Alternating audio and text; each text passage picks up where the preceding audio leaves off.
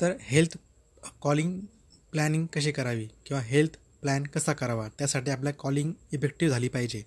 त्यासाठी काही आपण एक लिहिलेला मजकूर आहे तो समोरच्या व्यक्तीशी फोन कॉलवर बोलून त्याच्याशी आपण अपॉइंटमेंट कशा प्रकारे घेऊ शकतो त्याच्या संदर्भात आपण आज बोलणार आहोत. तर त्याचा एक मी नमुना तयार केलेला आहे, तो मी तुम्हाला सांगू शकतो. सर नमस्कार, मी आपलं पहिले स्वतःचं नाव सांगायचं. मी एक हेल्थ इंडिया या मिशनवर काम करत आहोत. तर आम्ही लोकांना सशक्त बनवत आहोत. जसं की तुम्ही बघितले असेल की सर्वत्र बाहेर इम्युनिटी वीक झालेली आहे, पर्यावरण प्रदूषित झालेले आहे, खानपान लोकांचे बदललेले आहे, त्यामुळे लोक आजाराकडे वळत आहेत.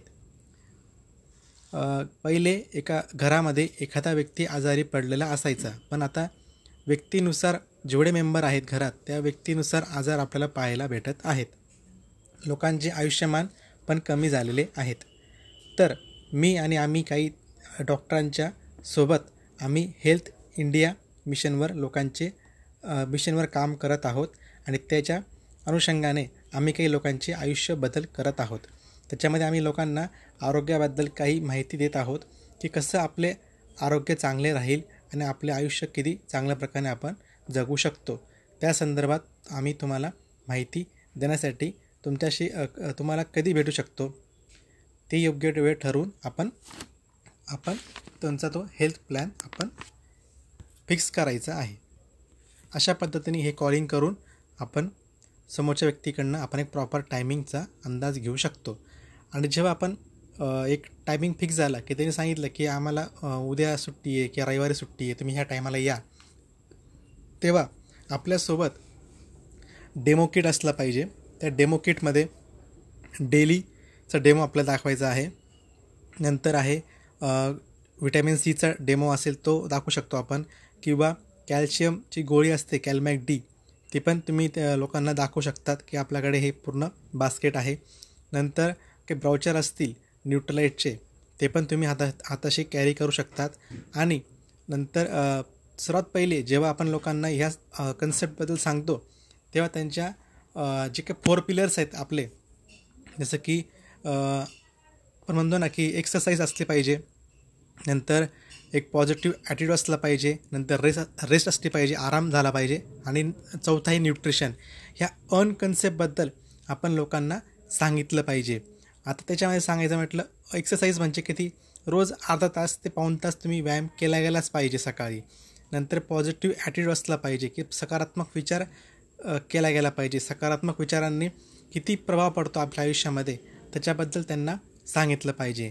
नंतर आराम पण हा 6 ते 8 तासांचा आराम हा आपल्या डेली रुटीनमध्ये झालाच पाहिजे. एक तुम्ही रात्री 6 तास घ्या, दुपारी एखादा तास झोप घेतली तर चालेल.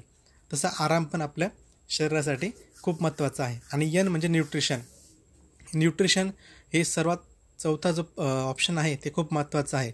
कारण की आपली जी बॉडी आहे ती सध्या सर्व केमिकलच्या सानिध्यामध्ये फिरत असते. त्यामुळे केमिकल जसं आपल्या शरीराच्या बाहेर टाकलं जाईल ते खूप महत्त्वाचं आहे. केमिकल शरीराच्या आत नको, शरीराच्या बाहेर टाकलं गेलं पाहिजे. तर ते आपलं शरीर सुदृढ म्हणा किंवा ते चांगलं म्हणा. केमिकल जर शरीराच्या आत राहिलं तर केमिकल हे हळूहळू आपल्या शरीरात पसरत जातं आणि आजाराचं एक प्रकारे घर तयार करून घेतं. ज्या व्यक्तीला हायपरटेन्शनचा त्रास असेल म्हणजे बीपीचा, त्याला डायबिटीज पण असू शकतो. ज्याला अति वजन असेल त्याच्यामुळे त्याचा किडनीवर प्रॉब्लेम होऊ शकतो, डोळ्यांवर प्रॉब्लेम होऊ शकतो, हृदयावर प्रॉब्लेम होऊ शकतो, नंतर हाडांचा ठिसूळता असू शकते. असे नंबर ऑफ आजार त्या व्यक्तीला असू शकतात.